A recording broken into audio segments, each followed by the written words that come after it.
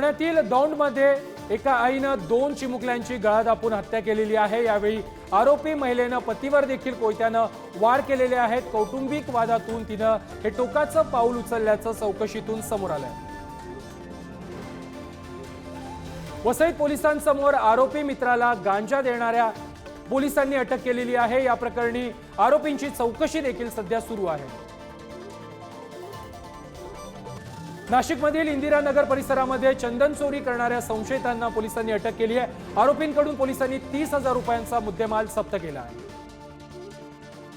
उल्हासनगरमधील आशळे गावामध्ये पुन्हा एकदा बांगलादेशींना अटक करण्यात आलेली आहे। गेल्या 2 महिन्यांमध्ये उल्हासनगर क्राईम ब्रांचनं 20 बांगलादेशी नागरिकांवरती कारवाई केली आहे। नागपूरमध्ये विवाहित महिलेवरती बलात्कार करून हत्या करण्यात आलेली आहे। आनंदनगर परिसरामध्ये ही धक्कादायक घटना घडलेली आहे। यामध्ये पोलिसांनी 4 संशयितांना ताब्यात घेतलं आहे। नंदुरबारमध्ये पोलिसांनी जप्त केलेल्या कालबाह्य मुद्देमाल नष्ट करण्यात आलेला आहे। राज्य शासनाच्या 100 दिवस कृती आराखडा उपक्रमाअंतर्गत विशेष मोहिमेमध्ये 1,41,00,000 मुद्देमाल नष्ट करण्यात आला।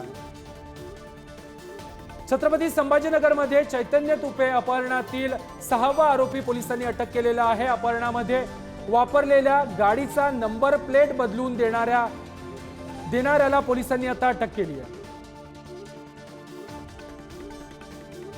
नागपूरच्या वाडी पोलीस स्टेशनमध्ये कार्यरत असलेल्या हवालदारानं आर्थिक तणावातून आत्महत्या केलेली आहे। हेमराज ज्ञानेश्वर ज्विचकर असं मृत पोलीस कर्मचाऱ्याचं नाव आहे। बीडमध्ये गुन्हा दाखल केल्याच्या राग मनात ठेवत एका तरुणावरती कात्रीनं प्राणघातक हल्ला करण्यात आलेला आहे। हल्ल्यामध्ये तरुणाच्या छातीवर आणि हातावर गंभीर दुखापत झाली आहे।